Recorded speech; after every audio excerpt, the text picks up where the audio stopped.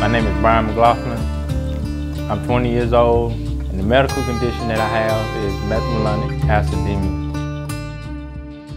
Methylmalonic acidemia is a metabolic disorder, and the disorder, it involves my body not breaking down proteins in such products as meat and dairy products. And every time that I consume these products, I become real tired. And this is what caused my stroke when I was 3 years old.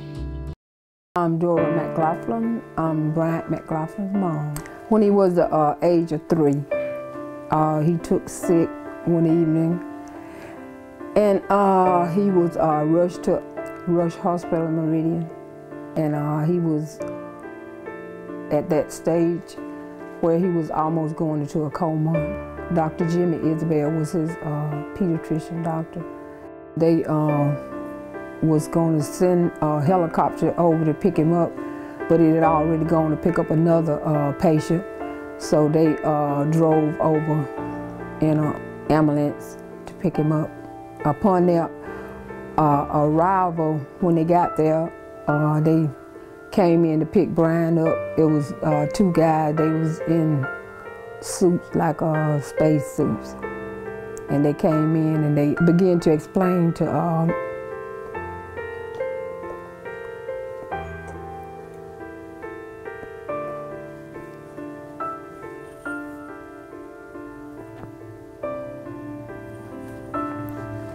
they began to explain to me and Paul that Bryan was seriously ill, and that he was almost slipping into a coma. And before I had the stroke, I was running, playing, I was an average kid, I could, talk normally like a normal child, but now I have a stuttering problem. But life before the stroke, I can't remember a lot that happened before then. But yeah, from what my parents told me, I was a very agile person. I used to always run and play. I love to have fun, as a child. After I had the stroke, I lost my ability to speak, and I lost the ability to walk.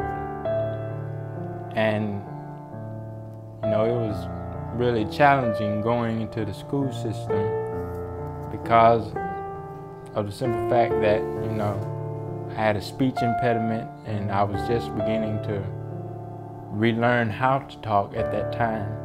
I got, picked on a lot because I didn't read as fast as the other kids.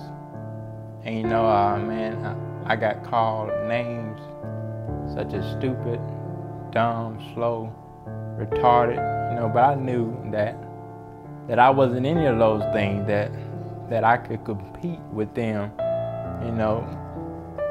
just as well as any other normal child. I don't consider myself normal because, of the brain injury that from the stroke, but in school, I had trouble reading.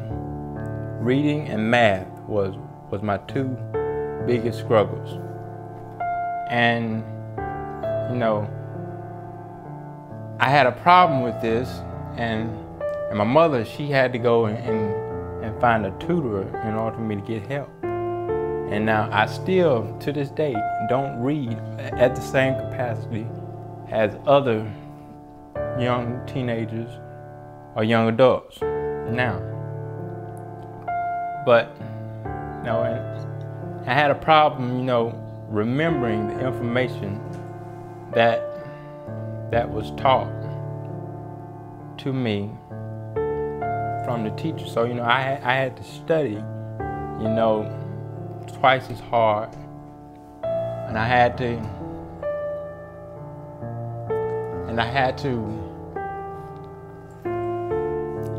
think twice as hard as any other student, because if not, I was gonna fall behind.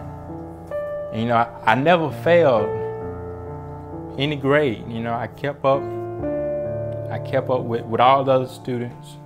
You know, although I had some challenges, I had some problems, you know, and by the time I made it to high school and I graduated in 2010, you know, by that time, you know, I graduated with high honors. I graduated with a 3.46 GPA. They said so many percentage of his brains was damaged from the stroke that, you know, he wouldn't learn and, you know, have the ability to be in regular classes like the other students. But he was able to persevere through that. You know, I never let anyone tell me, you know, what I can't do, because, you know, I know that I can. You know, I know that life brings challenges. You know, everybody got different challenges, you know, but through it all, I made it. I graduated from high school. I graduated from community college, and I'm still pursuing my education. You know, it's not easy having a disability, but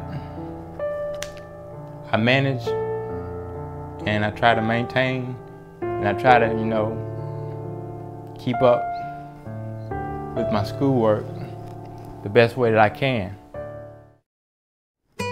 My family, you know, they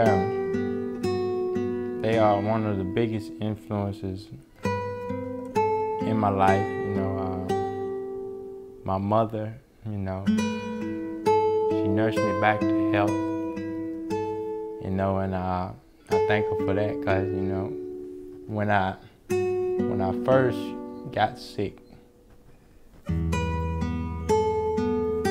my mother was there, my father was there.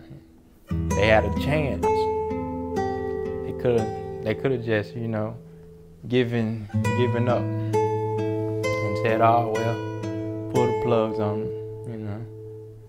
But I thank them for not doing that, because I'm here today and I've been fighting this disease or condition for 17 years now. And, you know, my father, he just passed on May 4th, 2012. And, you know, it's hard to lose someone you love, because my dad, you know, taught me how to be a man. You know, he taught me how to respect women. He taught me a lot of good things, you know, and it hurted me to see him pass away. You know, he got down and real sick. You know, he was in a lot of pain before he died. You know, but I had a chance to talk with my dad about some very important stuff that will help me in life. Bryan and his father, they had a great relationship. He taught Bryan how to stay in the Word of God, taught him how to be an independent young man, to learn how to do things on his own, not depend on anyone else. He taught me what to do and what not to do. Everything, I watched my dad growing up, you know, and he was a man nicest man you could ever meet in your life. The one thing that I want people to remember about me is that I was truthful. You know, I wasn't afraid to speak my mind. You know, I wasn't afraid to, tell you the truth. If you came to me, I told you the truth. And whether you liked it or not, whether it was constructive criticism or whether it was destructive criticism.